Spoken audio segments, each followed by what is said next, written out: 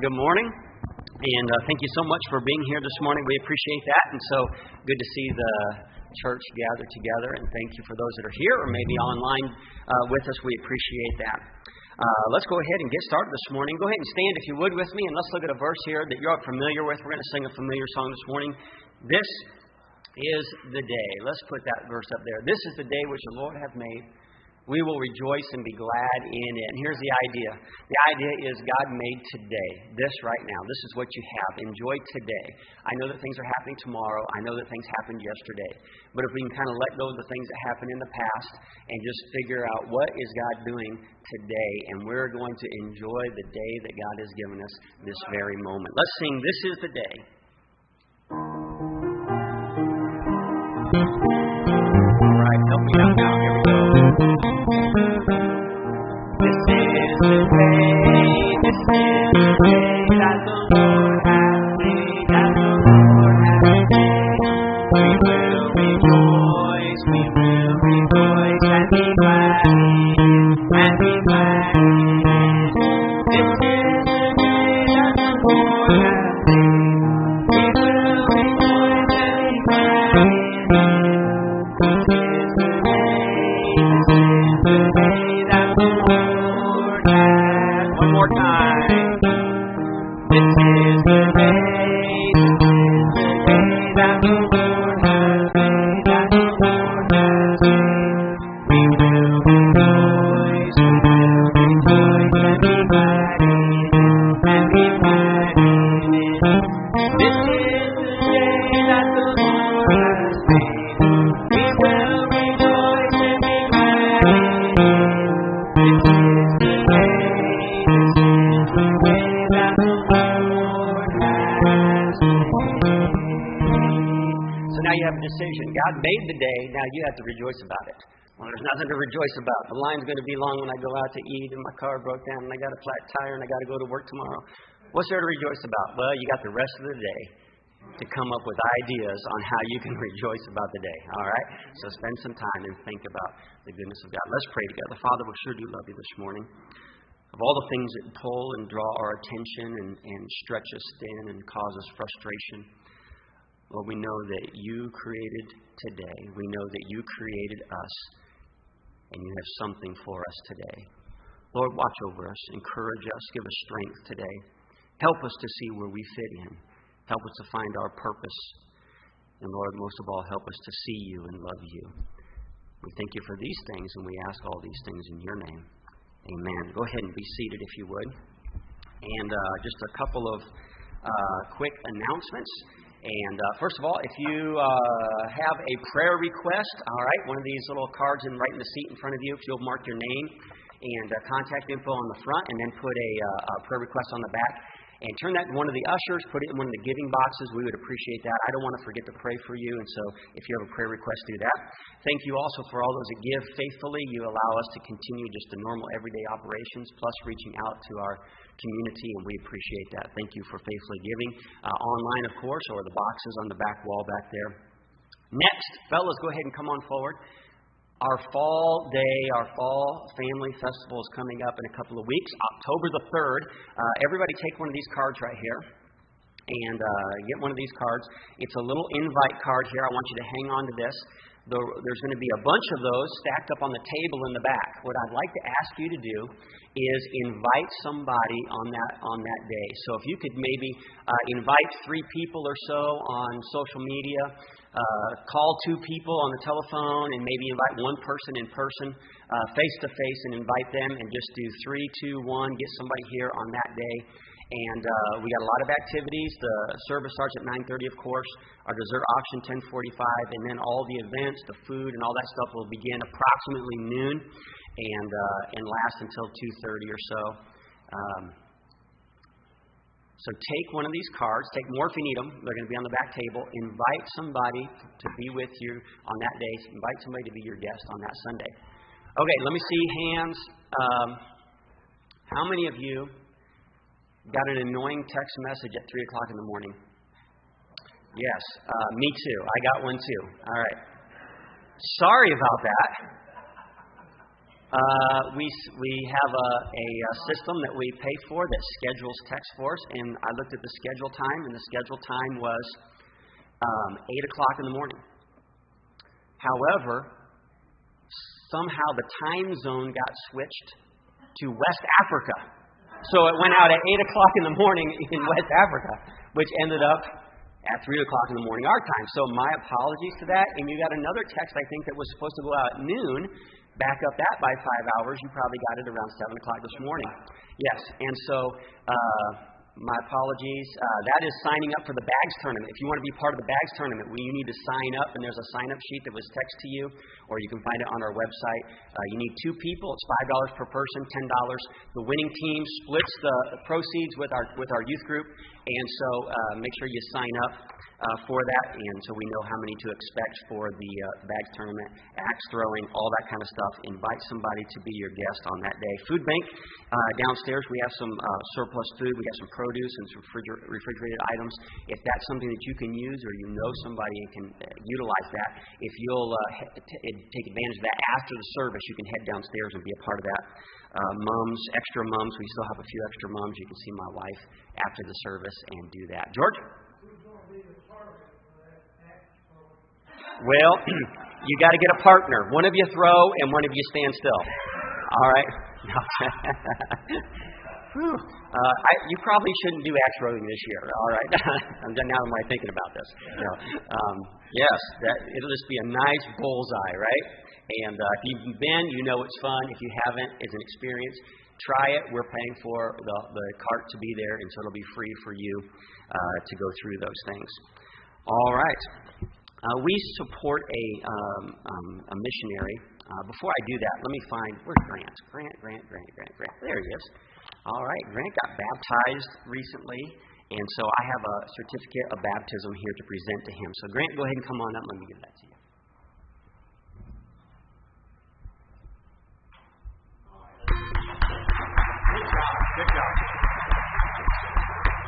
Good job. We support a missionary family to the Philippines, the Gormley family. He was here several years ago. I don't know exactly when he was here. It was just him. He didn't have his family with him. They somewhat recently, she'll tell you, 2015, started a children's home in the Philippines. There was a big need for displaced children, and the opportunity to have them reunited with families or to be adopted out, and they started that as a ministry. It's grown and grown and grown and grown to the point where it is needing kind of its own financial backing. Michelle's actually in the States for a couple of months. She may be able to come and visit with us. Not sure about that yet. But she forwarded a video to us. I know it's about an 8-minute video. But if you would watch this video with me, and then what we'll do is for today, any money that comes in marked for missions will automatically go directly to the children's home here. And we'll try to be a support to them. Great family, great ministry. And let's watch that together. Hello everybody, greetings from Bahay Sibo. We are so thankful for those of you who have been with us along this journey of establishing and watching Bahay Sibo blossom over the last 5 years. Anything that has been accomplished is a credit to your encouragement, your prayers, and your financial support. True labors of love that will reap benefits for many years to come. Bahay Sibo was established with one thought in mind: to serve the hurting children of our community, to show them the love of a family and the love of Jesus.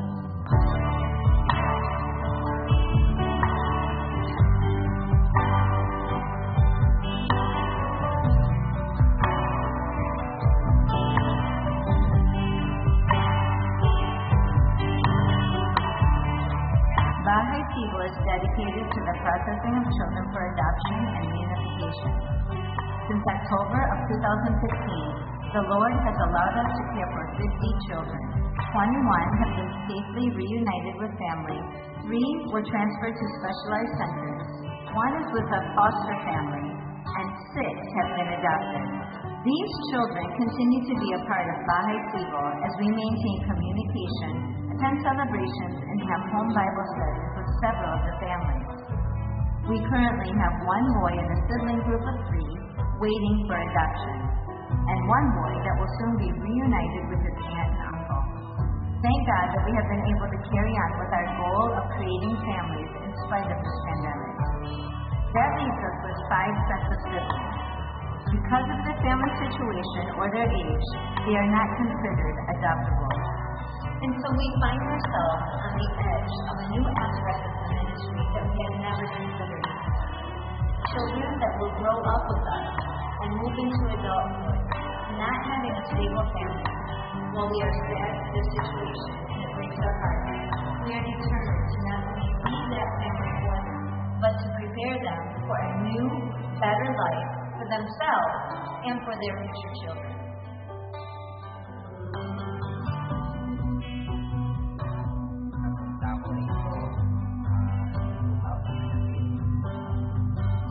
Kasama ko yung dalawang kapatid. Gusto ko pangarap ay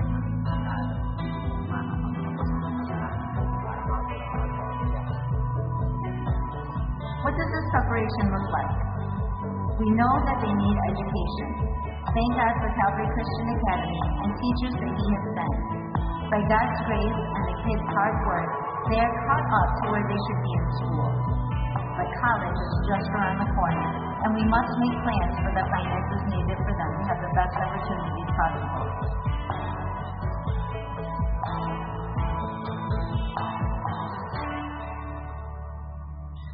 I have been since 2018. Come here with my kids, the third of the 5 siblings. We have activities at night in all. I have been cleaning, painting our garden, flower more peaceful. I had to start learning everything from scratch, from school. I want to be a policewoman or pastor's wife when I grow up. We know that they need life skills. They need to know how to set priorities, make decisions, and be responsible. How to budget money. They need skills and training that will allow them to find jobs to support them in life and their independence. In the next several months, we hope to present our plans for opening a bakery involving these kids that will help in all of these areas.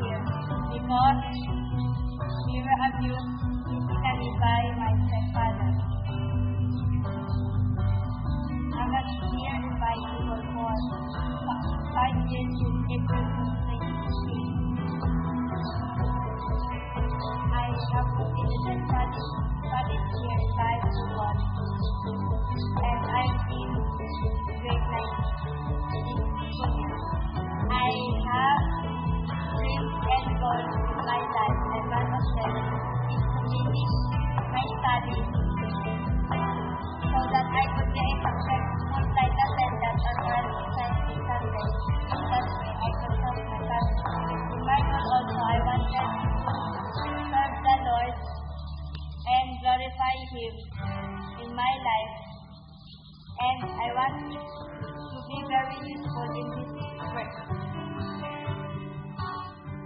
We know that they need to understand about relationships in order to break the cycle that they have already experienced in life. This, first and foremost, must be shown and demonstrated and felt by them personally.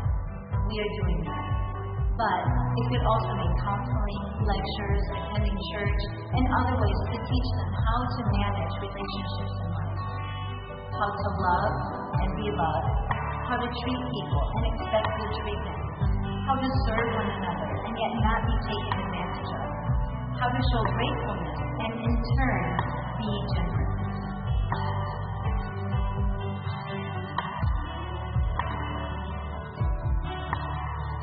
Kailangan ko ba dito? 2019 for using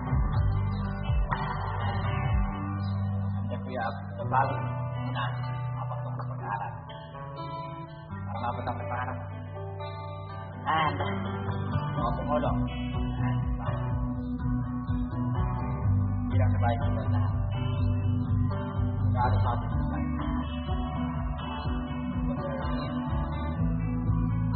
It all seems a bit daunting, but the challenge that God has set before us is clear. Please pray with us for wisdom and love and patience to be able to provide all that these older children need and deserve. We also ask you to join with us by becoming a financial supporter of Godly People. Your financial partnership allows us to continue to meet daily basic needs, to process adoption and reunification, which is something we will forever work towards for every child, and now in this new phase, to prepare older kids for independent living. It takes money to raise kids. I know you know what goes into raising teenagers, and we are facing those same needs here for each child that God sends to us. Everything we are pursuing to achieve in the lives of these kids takes a lot of time, work, dedication, and not the least, finances. We are reaching out to you now and asking you to consider their stories. Consider becoming part of their future and their hope.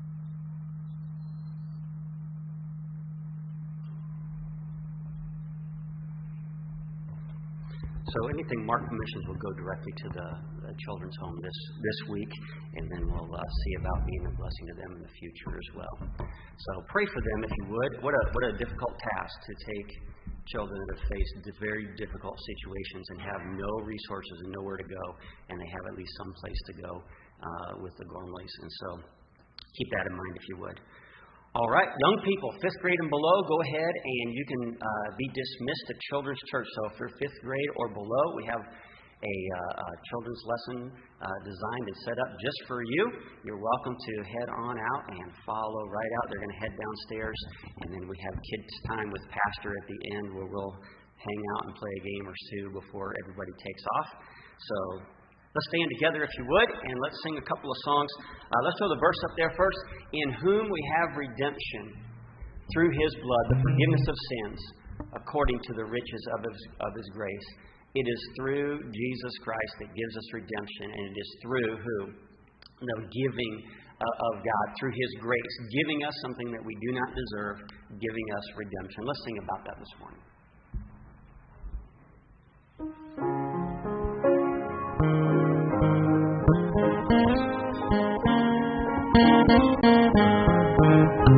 Redeemed now and proclaim it, redeemed by the blood of the Lamb, redeemed through His good and good, His child and forever I stand. Redeemed by the blood of the Lamb, redeemed.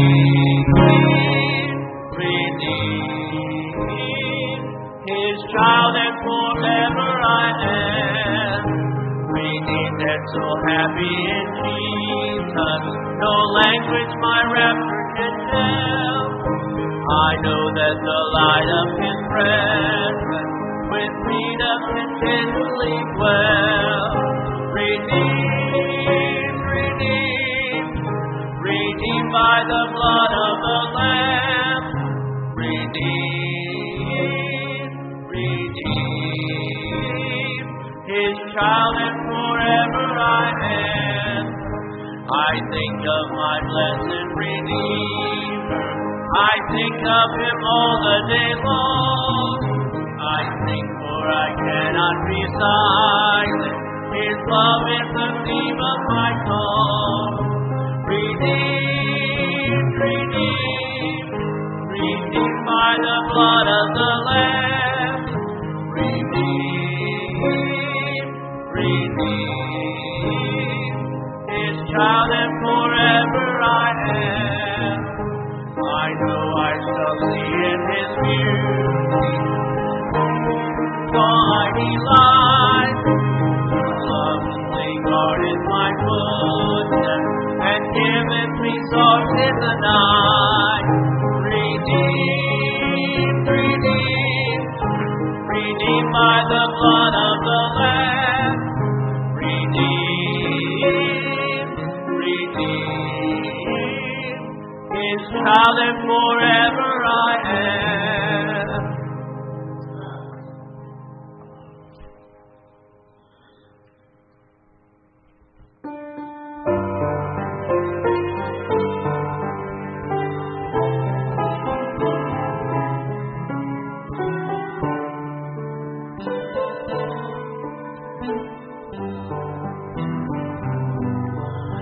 The cross upon which Jesus died is a shelter in which we can hide, and His grace so free is sufficient for me, and deep is the fountain and wide as the sea. There's room at the cross for you.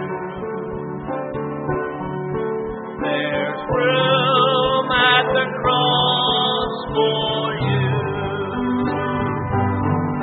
Though millions have come, there's still room for one. Yes, there's room at the cross for you. Though millions have found Him a friend and conquered from their sins they have sinned, the Savior still waits to open the gate and welcome us sinners before it's too late. There's room at the cross for you. There's room at the cross for you. Though millions have come, there's still room for one. Yes, there's room at the cross for you. The hand of my Savior is strong, and the love of my Savior is long. Through sunshine or rain, through loss or in gain, and blood flows from Calvary to cleanse every stain. There's room at the cross for you. There's room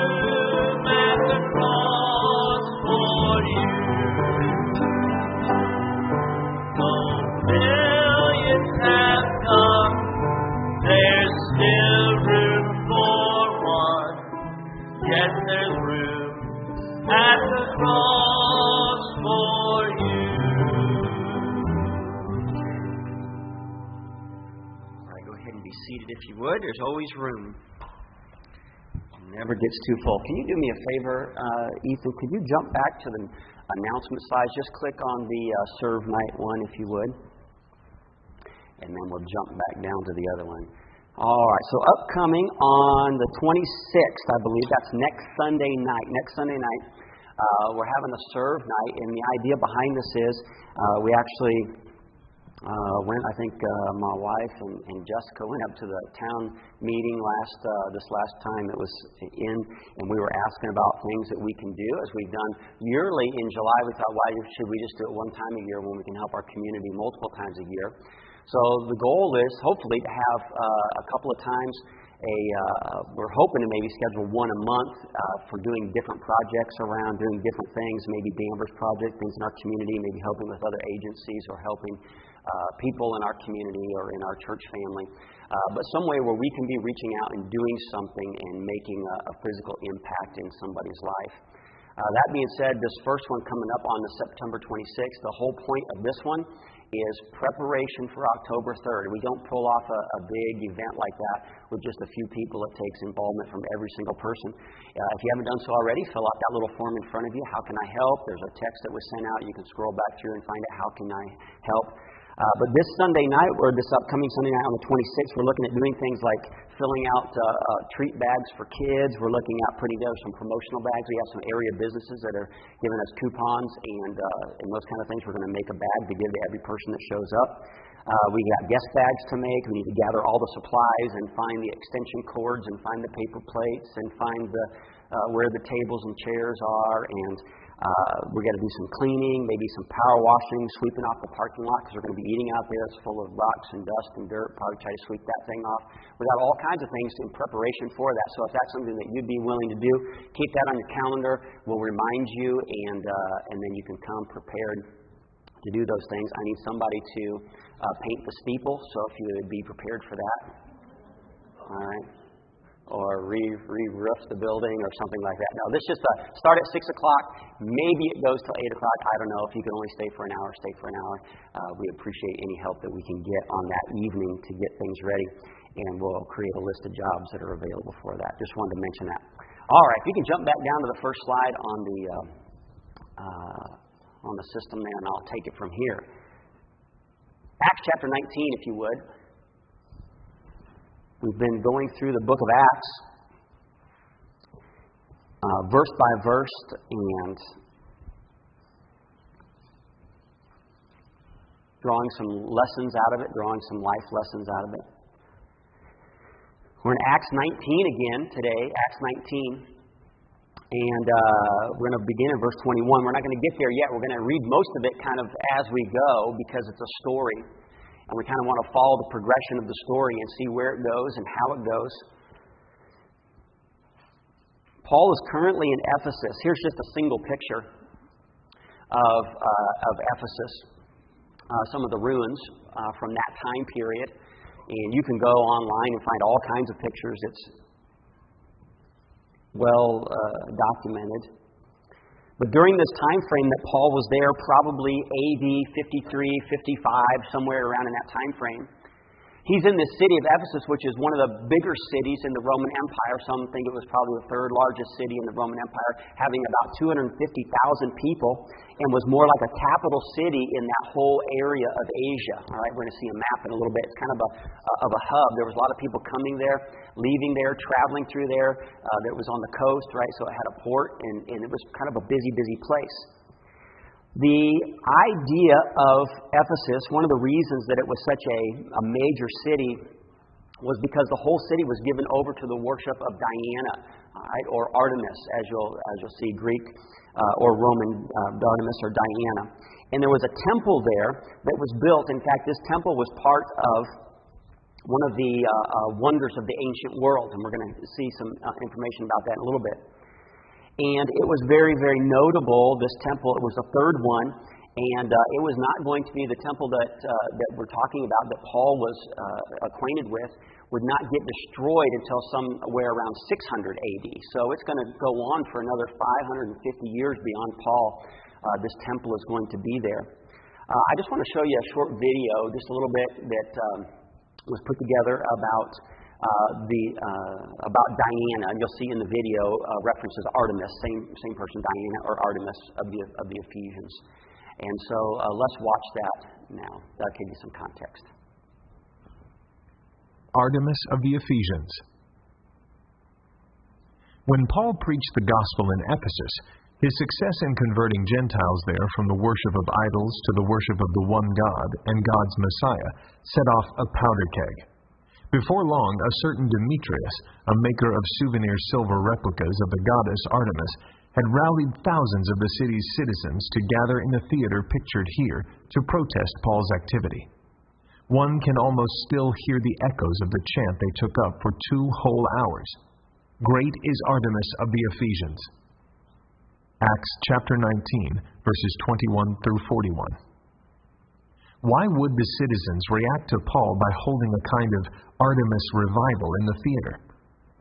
Artemis was worshipped in many of the cities of Asia Minor, but Ephesus was home to the greatest temple of the goddess. Today, very little remains of this great temple of Artemis. After the Christianization of the empire, the perfectly cut stones of the derelict temple were quarried for new buildings. For example, the medieval fortress that now sits on the brow of the hill overlooking the neighboring city of Seljuk. In Paul's time, however, the great temple of Artemis was one of the 7 wonders of the ancient world and a major destination for pilgrims and tourists from all across the Mediterranean. At 450 feet in length and 225 feet in width, the roof was supported by more than 120 towering columns. Artemis was not known in this region in her Greek dress.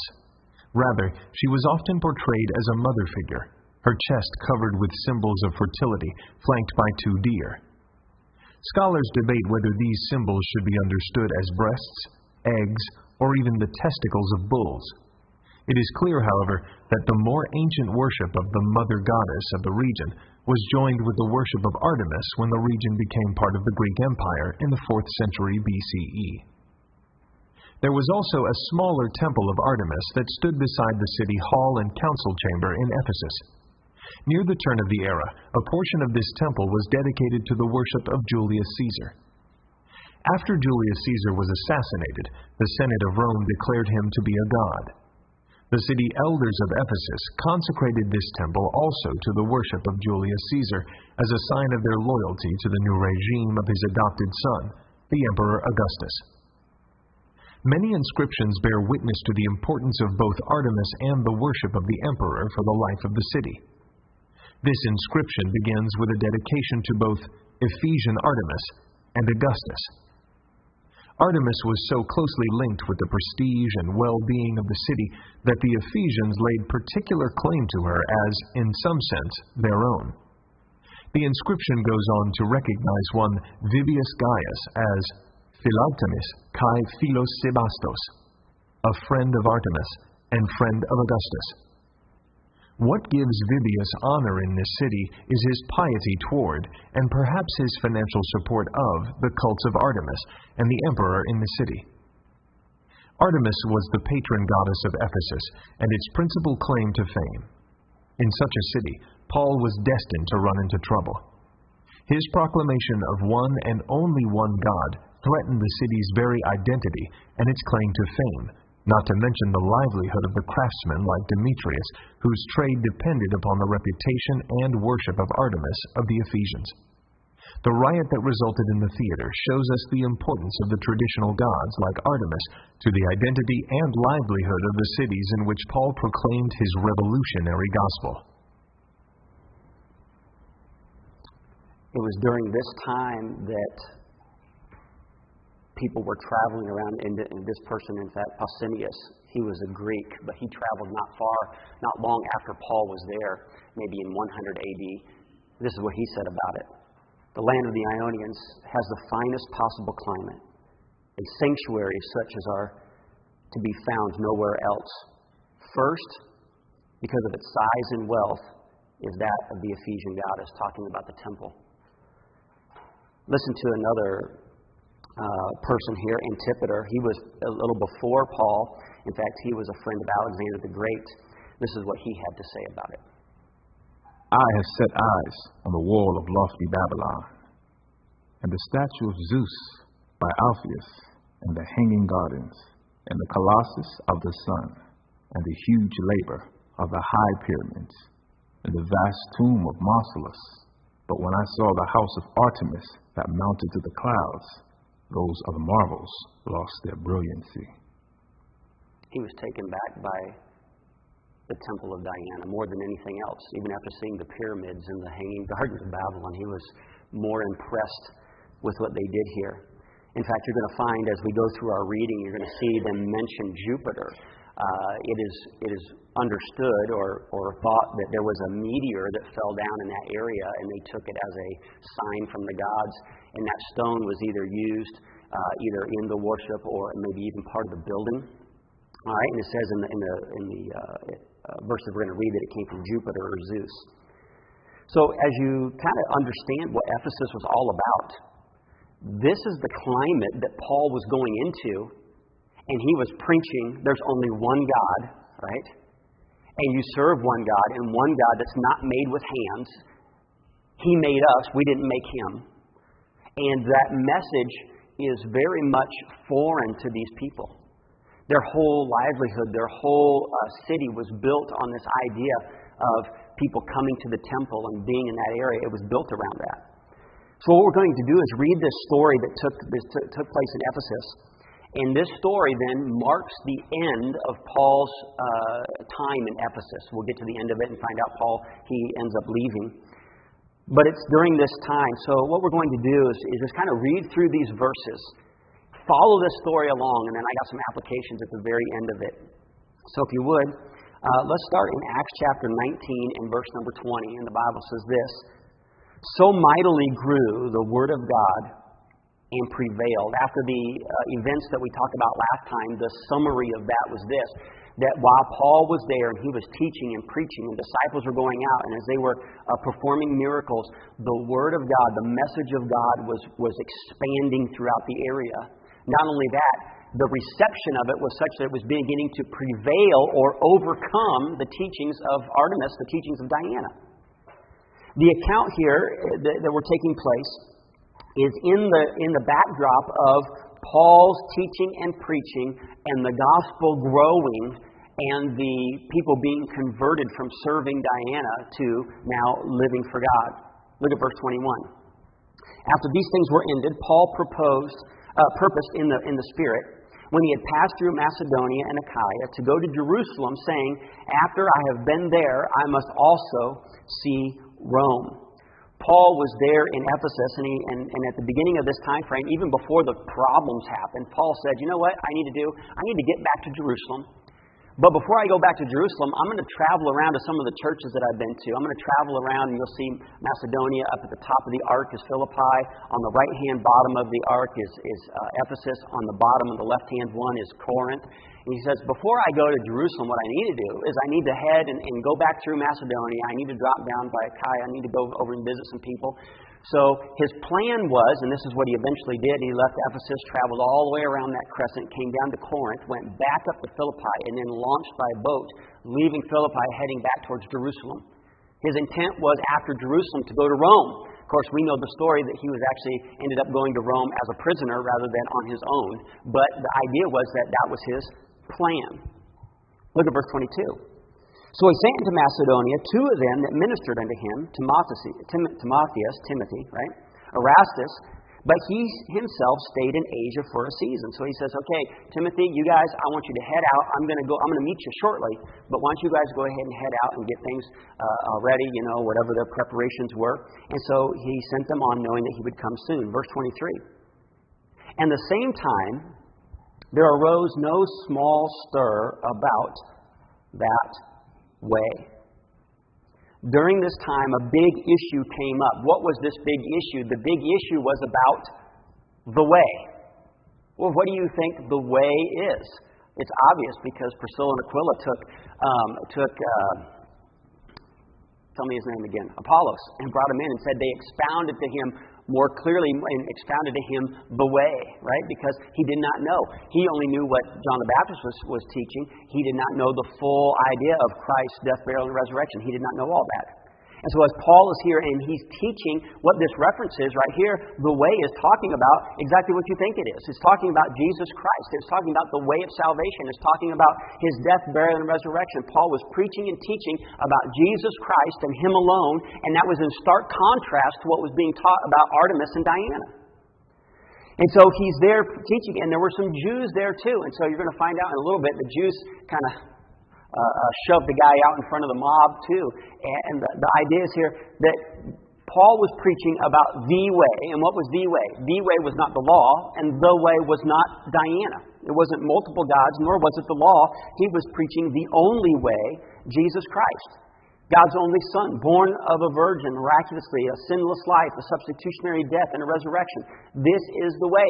And whenever the way comes about, whenever you begin speaking of the way, whenever you begin living according to the way, problems come about. It's just a natural thing that happens, is that the gospel causes conflict among people, right? It just happens that way, and this is what was taking place. The city here, some of them followed the way. That was obvious with Paul, but some of them rejected the way, and those that rejected it caused severe contention with them.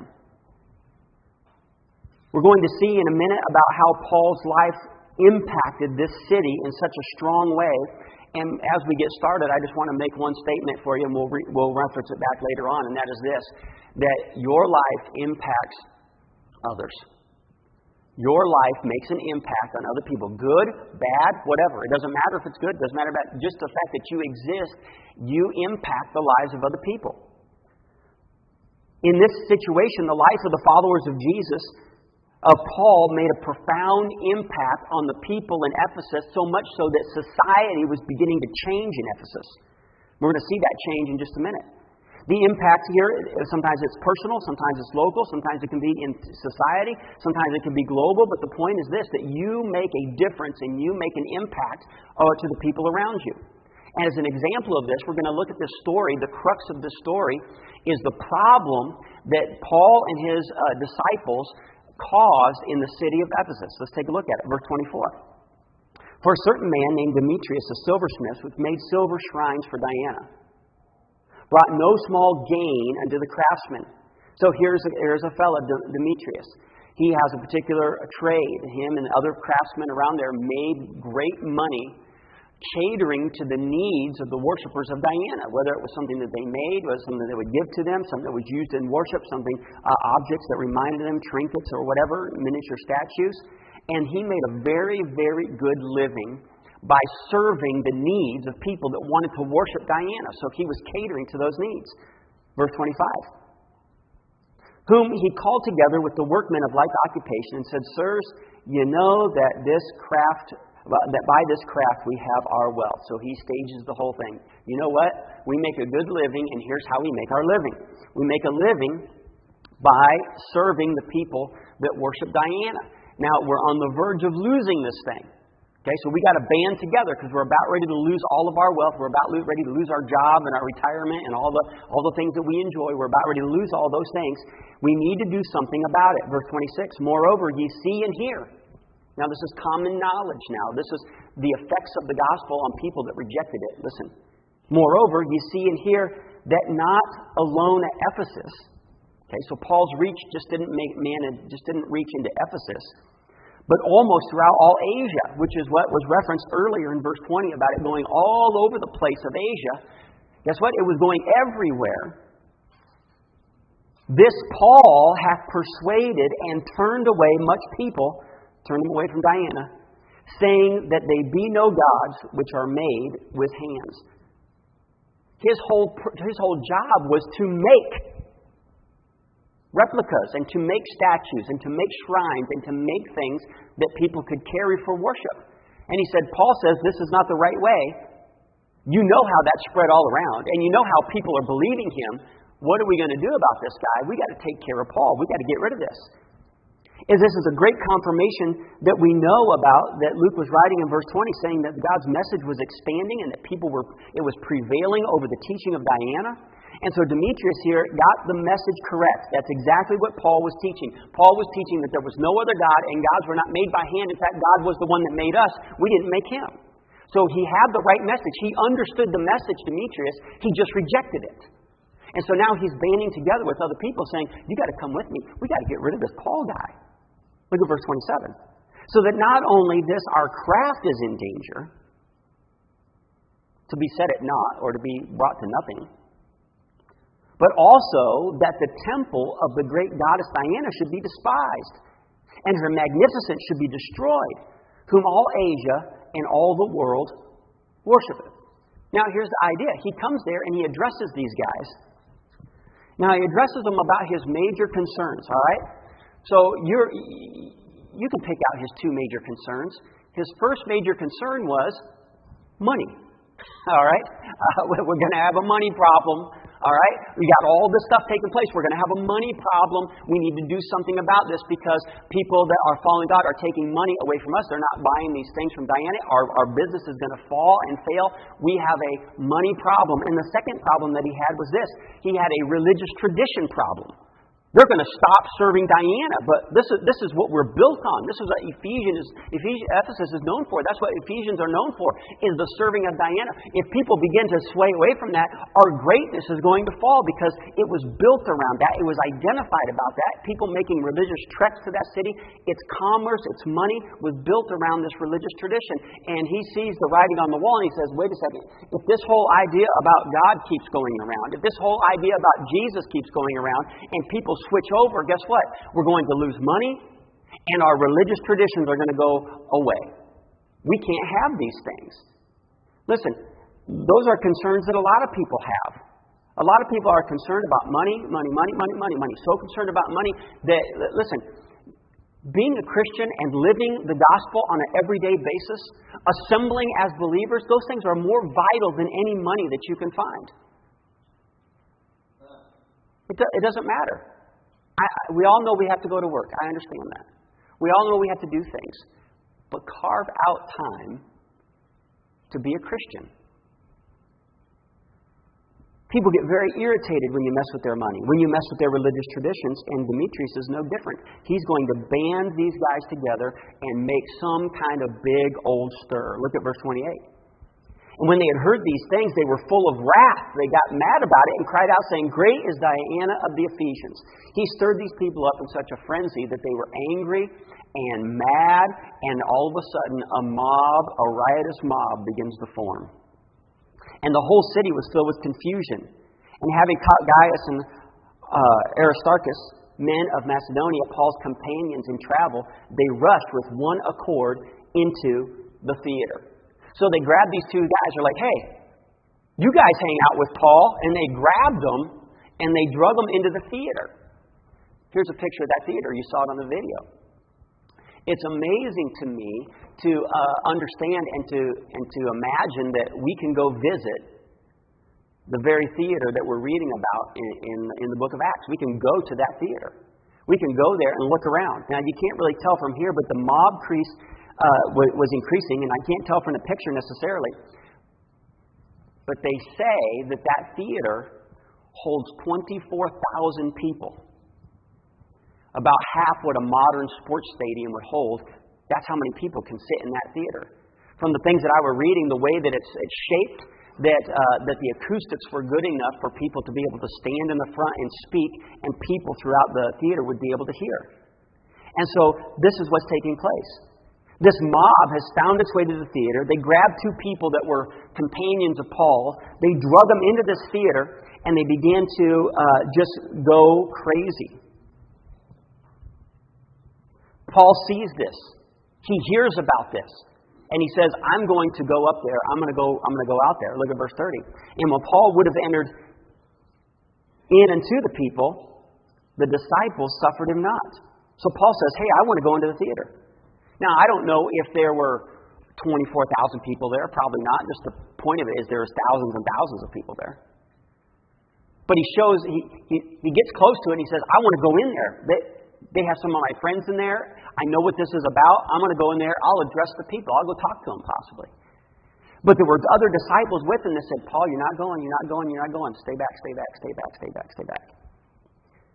His fellow disciples wouldn't let him go inside, and God used those fellow disciples to protect Paul and guide him. Look at verse 31. And certain of the chief of Asia, which were his friends, sent unto him, desiring him that he would not adventure himself into the theater. So now he's got people in positions of authority in Ephesus and maybe in the surrounding areas that sent word to him saying, Paul, don't get mixed up in that. Don't go over there. Don't go over there. Paul listened to them. Whether they were believers or not, we don't know, but he listened to his friends and he was spared from going in there. I'm sure they were concerned for his life. What else would you think when these guys are all worked about this Paul and what he's preaching is ruining our city and ruining and taking our money? What are they going to do with Paul? They're going to be very hostile towards Paul. Look at verse 32. Some therefore cried one thing and some another, for the assembly was confused and the more part knew not whereof they were come together. Typical mob, right? They saw all these people. Hey, I wonder what's going on. And they just followed and followed and followed. They showed up in there. Half the people were saying one thing, or part of the people were saying one thing, part of the people were saying another thing, and the vast majority of them said, we don't even know why we're here. They just wanted to be a part of the action. They just wanted to see what was going on. So you got all these people in there. It was utter confusion and chaos. Then something happened. They drew Alexander out of the multitude. The Jews are the one that put him forward. The Jews putting him forward. And Alexander beckoned with the hand and would have made his defense unto the people. So somehow among this, the Jews saw this guy Alexander and they shoved him out in front and said, hey, let him talk to the crowd. He said he was mounting a defense. Now, we don't know for sure if Alexander was a believer, but I kind of have the idea that maybe the Jews didn't like Paul. And now the people of Ephesus didn't like Paul. So the Jews are probably like, hey, we'll kill two birds with one stone here. Alexander, he's a Jew, but he's a convert of Paul's. Let's shove him out there. And they shoved him out there, and as Alexander was ready to speak, look what happened. But when they knew that he was a Jew, all with one voice about the space of 2 hours cried, great is Diana of the Ephesians. They didn't want to hear him. They only wanted their own way. They didn't like. It was kind of a weird mix of people that didn't like each other here. So for 2 hours they shouted this whole thing, great is Diana of the Ephesians. For hour after hour they began shouting this guy down. Nobody could get a word in edgewise. And when the town clerk had appeased the people, he said, ye men of Ephesus, what man is there that knoweth not how the city of the Ephesians is a worshipper of the great goddess Diana, and of the image which fell down from Jupiter, probably a meteor? So the town official comes in, he calms the crowd down after about 2 hours, he makes an appeal to them, and he says, look, come on guys, Diana is a great god. Why are you so concerned about Paul if Diana is such a great god? You know that at our core, this is what we do. Seeing then that these things cannot be spoken against, you ought to be quiet and to do nothing rashly. He's like, look, if Diana is real, don't worry about it. Just be quiet about it and don't do anything stupid. All right, so that's what he's telling them. Just calm down a little bit. For if you brought hither these men, which are neither robbers of the churches, nor yet blasphemers of your goddess. Talking about robbers of the temple of Diana there. The two men that they brought, Gaius and Aristarchus, the clerk here is saying, look, they're not guilty of anything. Why are you in such a frenzy? What's going on here? Wherefore, if Demetrius and the craftsmen which are with him have a matter against any man, the law is open. And there are deputies. Let them implead one another. He's like, look, we have a procedure on how to handle disputes. We have a procedure in the law. If they got a problem with something, they need to bring it to the right person and go through the proper legal channels to make this stuff happen. Having an unruly mob in the middle of the city here is not the way to handle this. If you have a legitimate complaint, file it through the proper channels. But if you inquire anything concerning other matters, It shall be determined in a lawful assembly. He says, look, and then if you want to talk about something that you can't do legally, then we'll set up a calm, orderly, lawful gathering of people to hear those things. We're not going to do a wild confusion situation here with a bunch of people as a mob hollering and screaming for 2 hours. We're not going to do that. Then he says, for we are in danger to be called in question for this day's uproar, there being no cause whereby we may give an account of this concourse. He concludes by saying, you know what? If you don't be quiet, we'll book you. All right, we'll come lock you up for being unorderly. All right, so just knock it off. After this was done, verse 41, and when he had thus spoken, he dismissed the assembly. He told them to go home. Say, wow, that's interesting. Yeah, a government official shut down this insurrection against Paul. That's amazing. You know what? God can use any means he wants to. It's about 53 or 55 AD. This is when this is taking place, and God used an official of the city to kind of shut this thing down. But did you know that the same government, in about 10 years, in about 64 or 63 AD, it's going to take place that they're going to be persecuting Christians. They're going to be gathering the crowd together to watch and view the death of Christians. Listen, the idea is this, is that God can use anybody, anytime, any place to accomplish his purpose. Look at verse number 1 of chapter 20, and we're done with the story.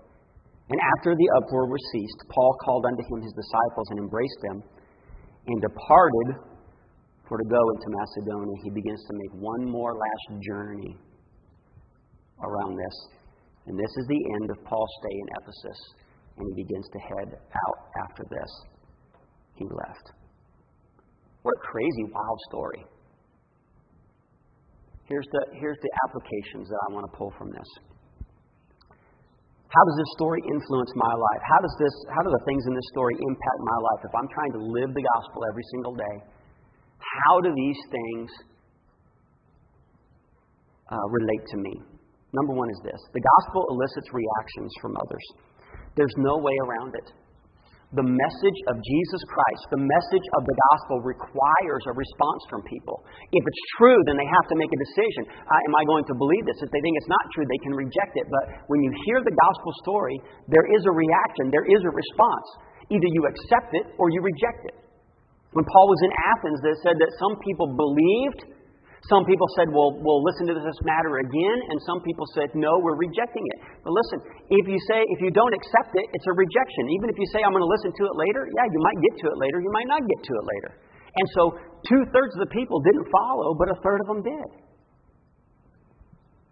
The gospel elicits a reaction from people. And knowing this, knowing that when you stand for Jesus in your life, knowing when you try to live a life that is aligned with the gospel message, it's going to cause reactions in the people around you. Sometimes it's good, sometimes it's bad. You cannot please every single person. We understand that already. And so it's your job to decide, who am I going to please? I can't please everybody, so I'm really making a choice of who I'm going to upset. And there's some people I don't care to upset. I don't mind upsetting them, right? Just let them be upset. Fine. But the gospel will bring a reaction from people around you. The second thing I see in this story is this, that your life impacts others' lives. Whether it's good, whether it's bad, your life is interconnected with the lives of other people. What you do, what you don't do, touches their lives. It touches the people around you. Sometimes it's good, sometimes it's bad. But here's the idea. You do not live life alone. You go to the store, there's other people. Somehow your life impacts them. It changes them. You took their parking spot, or they decided not to go down that aisle at that time because you were in there, or you changed your course. I mean, listen, your lives are interacting with other people all the time. Your life does make an impression in this world. Consider the impact that you have or could have. Consider the impact that your decision or certain decisions or your choices or your actions, how those impact the people around you, how you react, how you respond, how you interact, how you talk. how you model Christian characteristics. How do you model grace in your life? How do you model mercy? How do you model love and respect and forgiveness? As somebody shows up to you and they do something that is offensive to you, that's something that hurts you and harms you, how do I respond to that? It impacts their life. Well, look what they did to me. It's only right if they do that. Listen, do you know the gospel is not about what is right? Because if it was right, if it was pure justice, we would all be in hell. It's not about what is pure justice. It's about God's grace and mercy giving us things that we don't deserve. Well, they deserve this. Listen, we deserve a lot of things. How do we model that grace and mercy to the people around us? It makes an impact. And in this story, Paul's life and the lives of his disciples made such an impact in Ephesus, it began to change the society to a point where people were being frustrated. People that didn't want their society to change was being frustrated. Have you ever felt frustrated by the change in society as a Christian? That's the same kind of feeling that the people in Ephesus were experiencing. They didn't want their society to change, but these Christians were changing the society. Listen, it's individuals living according to the gospel that begins to change and influence the people around them. And in this case, it was flipping over what was known in Ephesus, and it was becoming a different place. You make an impression on other people whether you want to believe so or not. Here's another one.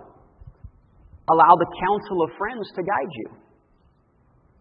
Paul sat here and he had fellow believers and fellow friends that guided him. He wanted to charge into that theater. I can only imagine he's got a couple of friends in there that he's been discipling.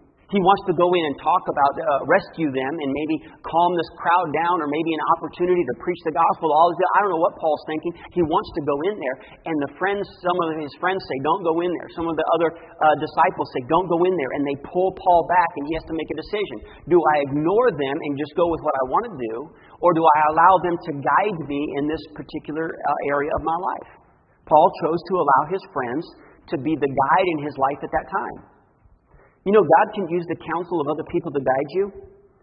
In fact, some of your closest friends that know you well and can see the circumstances and the situations of your life, they can view it from an angle that you can't see. Sometimes we're so close to it, we miss exactly what's going on, and an outside perspective can see a view of the situation, have a perspective, and they can see some things that we cannot see.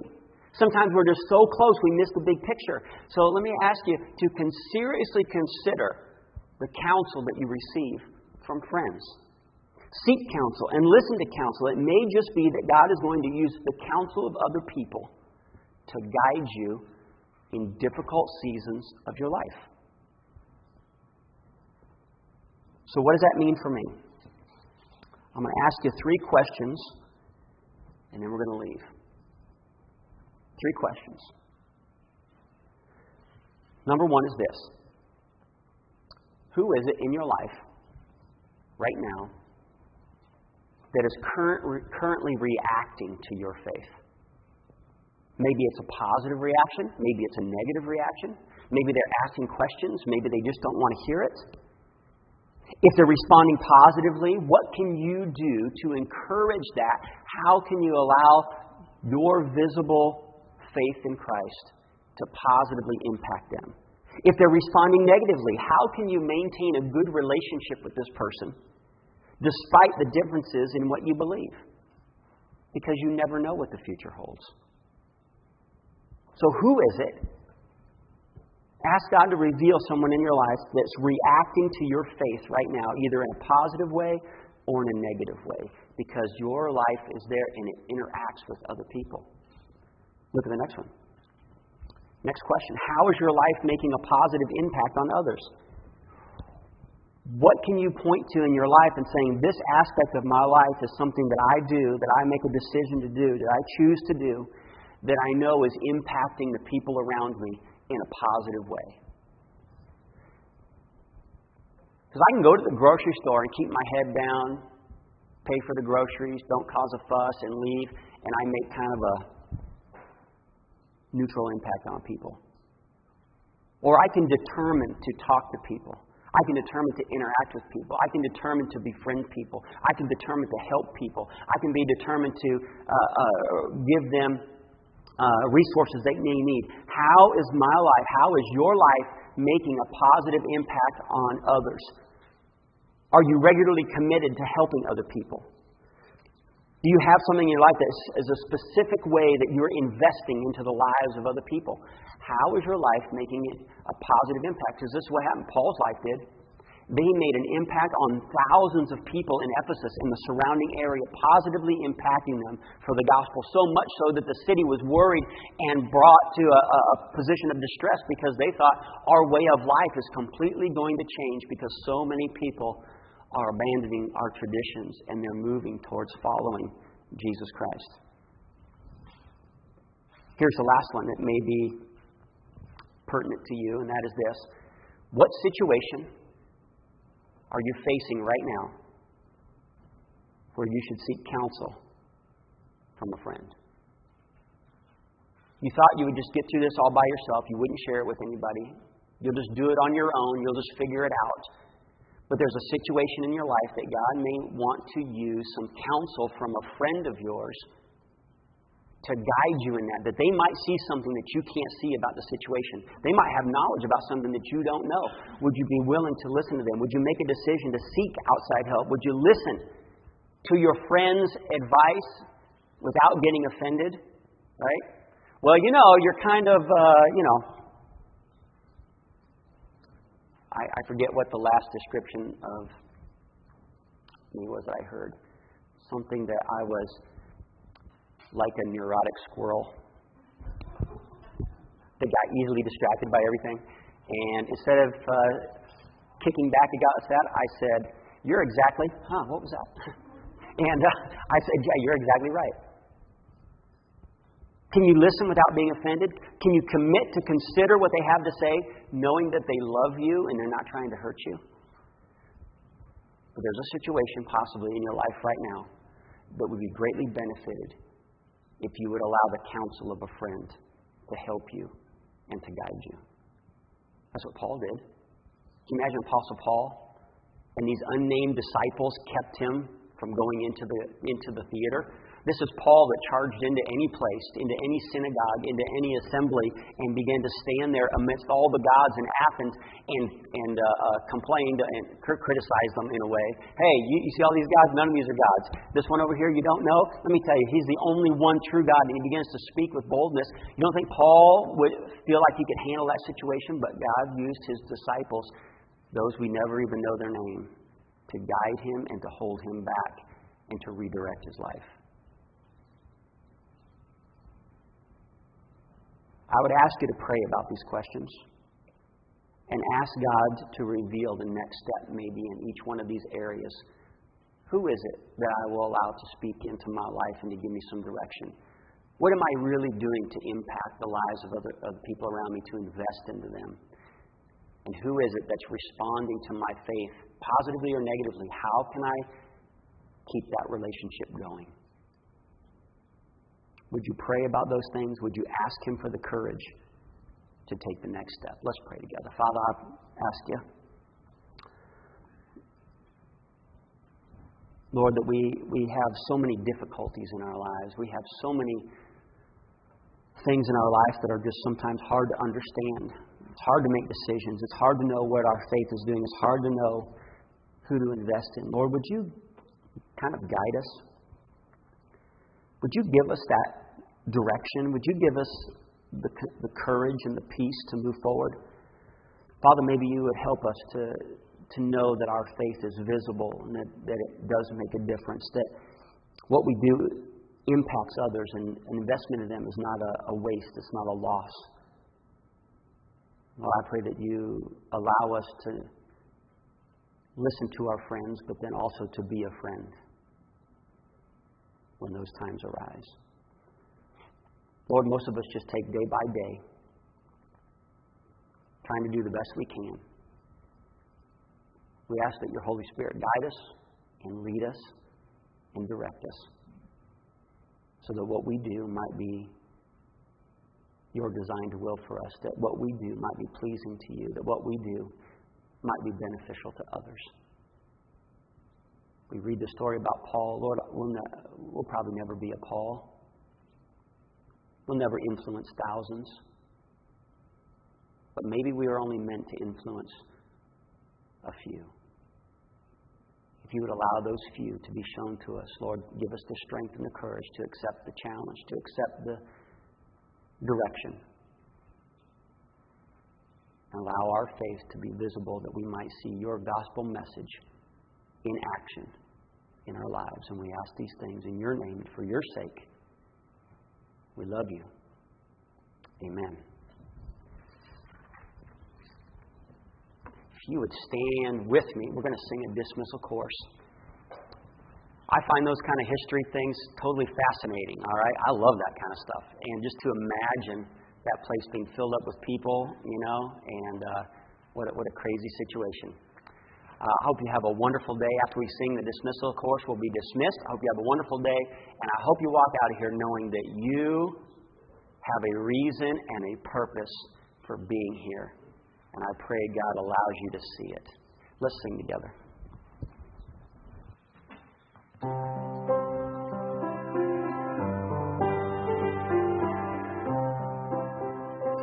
I will sing of the mercies of the Lord forever. I will sing. I will sing. I will sing of the mercies of the Lord forever. I will sing of the mercies of the Lord. With my mouth will I make known thy faithfulness, thy faithfulness.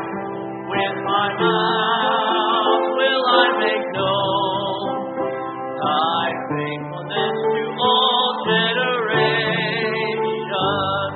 I will sing of the mercies of the Lord forever. I will sing of the mercies of the Lord. Well, I just messed that all up. Anyway, you're dismissed.